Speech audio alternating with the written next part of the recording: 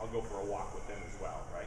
Like, hey, no, if you get a little worried, it's not the running to their crate is not the answer, right?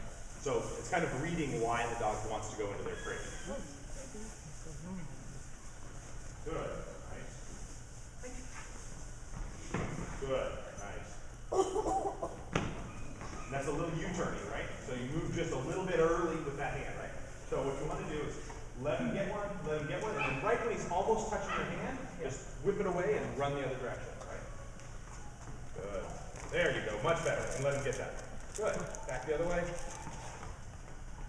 And be careful about the turn, right? So when you're doing it, think about if there was a toy in my hand, and I went like that. If I do any weird little thing with my wrist at the end, that would be me moving the target, and the dog's not going to trust the target. So you notice when we do it, we kind of try to keep our hand really steady so the dog goes bang, right to their target, bang, right to their target. And that, when you switch to the toy, will really help prevent you from getting the nail.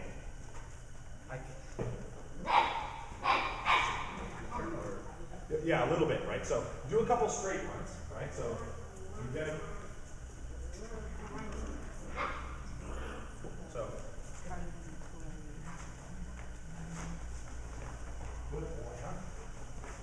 Now let him get one. Let him get one. Come on, bud. Come on. Oh, you get it, right? So he's chasing. So when I make him miss, it's right at the last second, right? So he's almost there. Oh, where'd it go? There it went.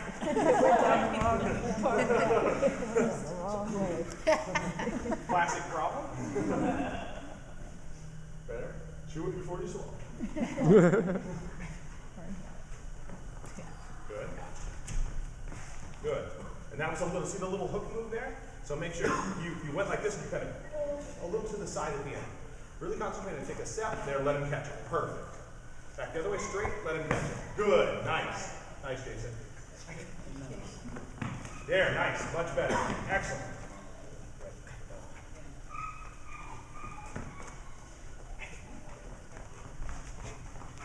Nice. Oh. Still choking it up. Good, call him. Yeah, back to your hand. So soon, if you're doing the food throw game, as soon as they grab it, you're going, hey, I'm back here, right? Come here. There you go, nice. All right. You see that nice quick turn? The dog scarfs it and spins and comes flying straight back at you.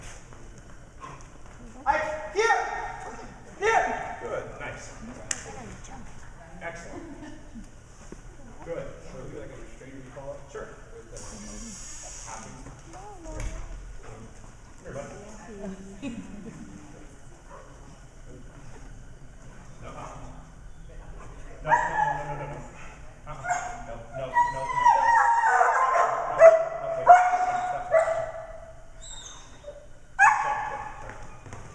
Just wait for this flipping around. At first, you don't even need to call him.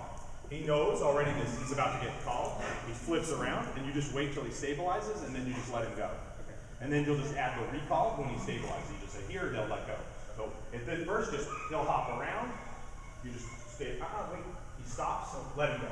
So when the person's holding him, I don't make drive, I just stand. Yeah, you don't need to make it. For him, you don't have to, right? So later on, you'll increase the drive and make him, and when he knows to sit, you can actually give that person a little leash and have him make him sit. So right now, the person pulls him. Yeah, so. I stay still, that person stays still, no one makes Right, drive. so no you one can walk the has other to- way.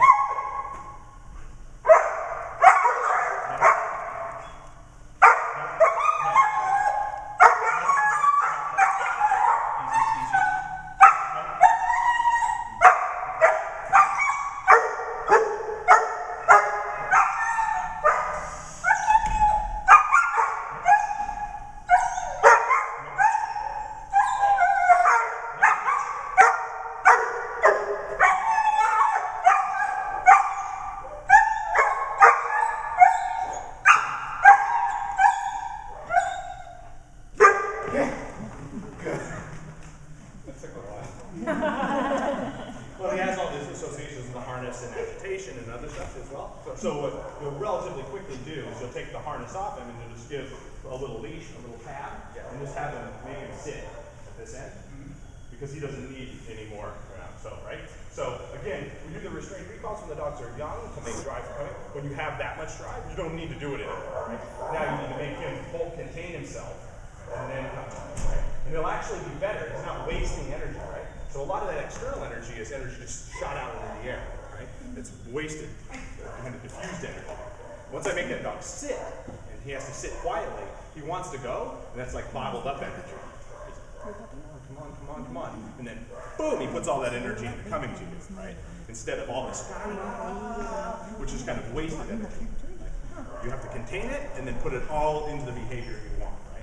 And it's sort of what we're going to do with the capping that we talked about before. It's sort of what we're going to do with the play as we go forward. And I'll show you with some of the older dogs later. But you get the dog chasing, they miss, and they're having all this active energy, and you say, down. They go, they throw all that energy into the behavior we ask them to do.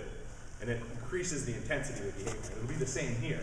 Once he stops doing all the stuff, he's going to sit, and it'll actually build energy inside. He has to contain himself, so that when he does get to come, he'll go harder than he would have if he was doing all this kind of stuff. What's happened is, and this is an interesting but complicated topic, was especially in protection sport circles, around Schützen circles, and Schützen clubs especially, there's a lot of training methodology that comes from the more traditional German system of training, right?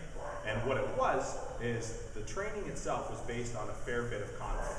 They were going to use a stress and pressure to make control of the dogs, right? So they would build the dog up to a certain place, knowing that they were going to use a bunch of pressure to make the control. And if the dog hadn't been built up to here, when you started making that control, you wouldn't have any dog left, right?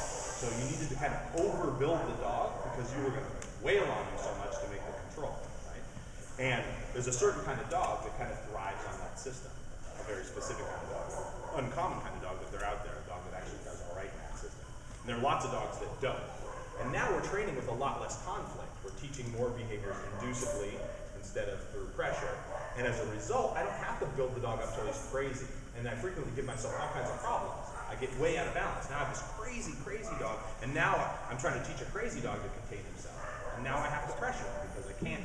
I've built too much drive, and now I have no choice but to pressure him. So now what we do a lot more is try to keep that whole thing in balance the whole way along. So yeah, I need to make drive and energy for the activities, but as soon as I start to see adequate drive and energy, then I start to say, okay, how about we cap that off here? You don't need more here. Let's teach you what to do with it. And then we can make a little more, and we teach you what to do with it, and make a little more. And hopefully we keep them in balance the whole way up. So in the end, you get a dog that's very motivated, but also can contain themselves and think, and all the rest of those sorts of things.